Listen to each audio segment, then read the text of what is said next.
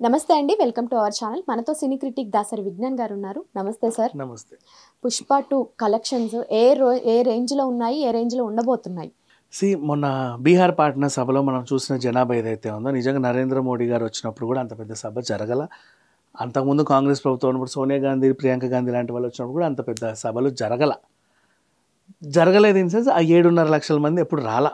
అదొక record actually. అంతమంది జనాలు ఒకటి సభకు వచ్చాడు అంటే సినిమా పర్సన్ అనే కాదు, బాగా ఇన్ఫ్లుయెన్సరే కదా. అంత ఇన్ఫ్లుయెన్సర్ రాజకీయ నాయకులకు కూడా ఉపయోగపడతాడు కదా, అవునా? సో దేశ రాజకీయాల్లో కూడా అల్లు అర్జున్ మార్క్ ఏంటనేది మనం చూడబోతున్నాము అనడానికి హింట్ పుష్ప 2. బేసికలీ చెప్పాలి అంటే తూతుగా మంత్రి పదవులు ఒక సీఎం దగ్గరికి వెళ్ళి మంత్రి పదవులు అడుక్కోవడం కాదు, సీఎంలనే మార్చే సత్తా ఉన్న రేంజ్ పుష్పది. నీకు అర్థమైందా? అది అండ్ సినిమాలోనే పుష్ప ఎదుగుదలకి సీఎంనే మార్చాడు అంటే సింపుల్గా 500 కోట్లు అట్లా పడేస్తాడు. సినిమాలోనే 500 కోట్లు అలా పడేసాడు అంటే ఇప్పుడు మన సినిమా కలెక్షన్స్ ఎలా ఉండాలి? ఆ రేంజ్లోనే ఉండాలి. పైగా టికెట్ ధరల పెంపు కానివ్వచ్చు, దాని మీద ఉన్న అంచనాలు కానివ్వచ్చు, ఈ 5 ప్లేసుల్లో వాళ్ళు చేసిన ఈవెంట్కి వచ్చిన మంచి రెస్పాన్సే కావచ్చు, వాట్ ఎవర్.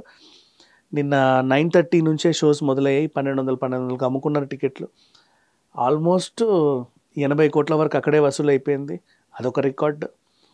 ఫస్ట్ డే ఇప్పటి వరకు రికార్డు స్థాయిలో బుక్ మై షోలోను, ప్లస్ డిస్ట్రిక్ట్ అనే యాప్ జొమాటో కొత్తగా తెరిచింది. పుష్పతోనే దాని ప్రారంభం. అంటే ఇంతకుముందు ఏ చిల్లా చితక చేసినా కూడా చక్కగా పుష్పతో అరంగేట్రం అని చెప్పుకోవచ్చు. బీభత్సమైన సక్సెస్ని చూసింది ఆరంభంలోనే. సో ఇలా చాలా చాలా చాలా ఉన్నాయి పుష్ప గురించి మాట్లాడుకుంటే. ఓవరాల్గా ఇంకా లాంగ్ రన్లో ఎంత అంటే చాలా సింపుల్గా 2000 CR అట్లా తీసేస్తుంది. Very simple.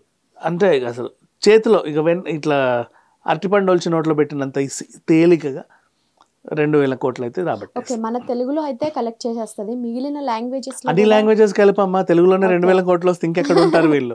అంటే దేవరా వచ్చేసి హిందీలో అంతగా వెళ్ళలేదు అన్నట్టుగా మాట్లాడారు. అదే లేదు, అదేం లేదు. హిందీలో ఎక్కువ చూసారు దేవరని. హిందీ వాళ్ళే ఎక్కువ చూసారు. ఎన్టీఆర్ అక్కడ బాగా నచ్చేసాడు వాళ్ళకి.